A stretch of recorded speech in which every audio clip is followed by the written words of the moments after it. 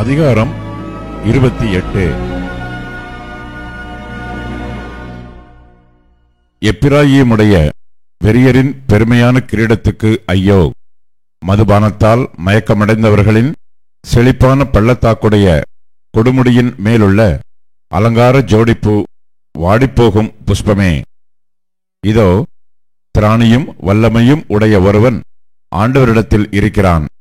அவன் கல் மலையைப் போலவும் சங்கார புசல் போலவும் புரண்டு வருகிற பெருவெள்ளம் போலவும் வந்து கையினாலே அதை தரையில் தள்ளிவிடுவான். எப்பிராயீமுடைய வெறியரின் பெருமையான கிரீடம் காலால் மிதித்து போடப்படும். செழிப்பான பள்ளத்தாக்குடைய கொடுமுடியின் மேல் உள்ள அலங்கார ஜோடிப்பாகிய வாடிய புஷ்பம் பருவ காலத்துக்கு முன் பழுத்ததும் காண்கிறவன் பார்த்து அது தன் கையில் இருக்கும்போதே விழுகிறதுமான முதல் கனியைப் போல இருக்கும். அக்காலத்திலே சேனைகளின் கர்த்தர் தமது ஜனத்தில் மீதியானவர்களுக்கு மகிமையான கிரீடமாகவும் அலங்காரமான முடியாகவும் நியாயம் விசாரிக்க உட்காருகிறவனுக்கு நியாயத்தின் ஆவியாகவும் யுத்தத்தை அதன் வாசல் மட்டும் திருப்புறவர்களின் பராக்கிரமமாகவும் இருப்பார். ஆனாலும் இவர்களும் திராட்சரசத்தால் மயங்கி மதுபானத்தால் வழிதப்பி போகிறார்கள்.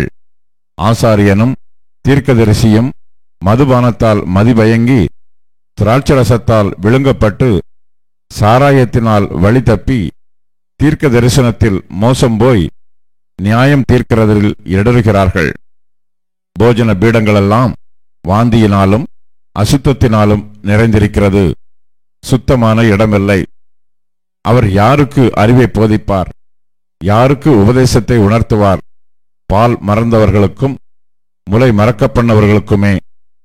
கற்பனையின் மேல் கற்பனையும் கற்பனையின் மேல் கற்பனையும் பிரமாணத்தின் மேல் பிரமாணமும் பிரமாணத்தின் மேல் பிரமாணமும் இங்கே கொஞ்சமும் அங்கே கொஞ்சமுமாம் என்கிறார்கள்.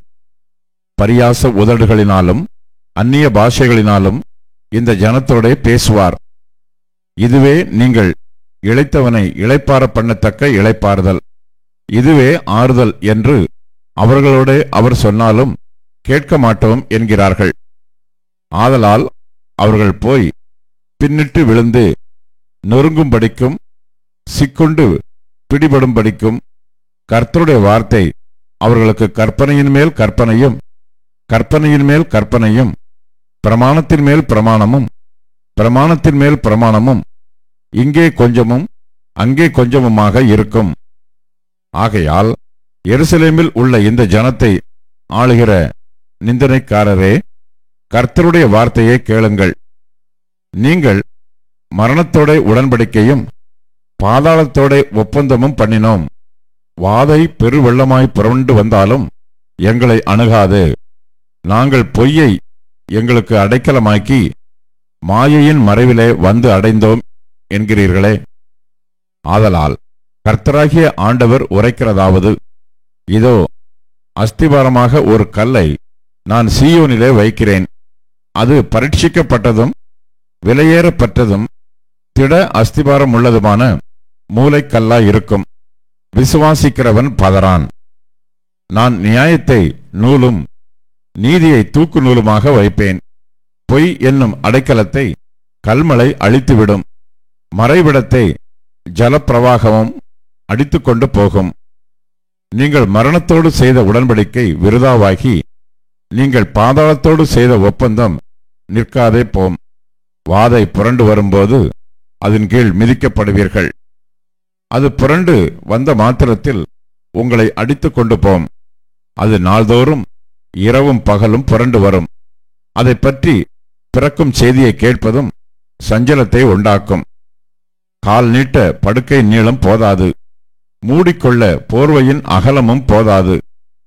கர்த்தர் தமது கிரியையாகிய அபூர்வமான கிரியையை செய்யவும் தமது வேலையாகிய அபூர்வமான வேலையை நிறைவேற்றவும் அவர் பிராத்சீம் மலையிலே எழும்பினது போல எழும்பி கிபியோனின் பள்ளத்தாக்கில் கோபம் கொண்டது போல கோபம் கொள்வார். இப்பொழுதும் உங்கள் கட்டுகள் பலத்து போகாதபடிக்கு பரியாசம் பண்ணாதிருங்கள். தேசம் அனைத்தின் மேலும் நிர்ணயிக்கப்பட்ட சங்காரத்தின் செய்தியை சேனைகளின் கர்த்தராகிய ஆண்டவராலே கேள்விப்பட்டிருக்கிறேன். செவி கொடுத்து என் சத்தத்தை கேளுங்கள். நான் சொல்வதை கவனித்து கேளுங்கள். உழுகிறவன் விதைக்கிறதற்காக நாள்தோறும் உழுகிறதுண்டோ? தன் நிலத்தை கொத்தி நாள்தோறும் பரம்படிக்கிறது உண்டோ? அவன் அதை மேலாக நிரவின பின்பு அதற்கேற்ற இடத்தில் உளுந்தை தெளித்து சீரகத்தை தூவி முதல் தரமான கோதுமையையும் தெரிந்து கொண்ட வார்கோதுமையையும் கம்பையும் விதைக்கிறான் அல்லவோ? அவனுடைய தேவன் அவனை நன்றாய் போதித்து அவனை உணர்த்துகிறார். உளுந்து தூலத்தாலே போரடிக்கப்படுகிறதில்லை. சீரகத்தின் மேல் வண்டிலின் உருளை சுற்ற விடப்படுகிறதும் இல்லை. உளுந்து கோலினாலும் சீரகம் மெலாற்றினாலும் அடிக்கப்படும். அப்பத்துக்கு தானியம் இடிக்கப்படும். இடைவிடாமல் அவன் அதை போரடிக்கிறதில்லை. அவன் தன் வண்டிலின் உருளையால் அதை நசுக்குகிறதும் இல்லை. தன் குதிரைகளால் அதை நொறுக்குகிறதும் இல்லை. இதுவும் சேனைகளின் கர்த்தராலே உண்டாகிறது. அவர் ஆலோசனையில் ஆச்சரியமானவர், செயலில் மகத்துவமானவர்.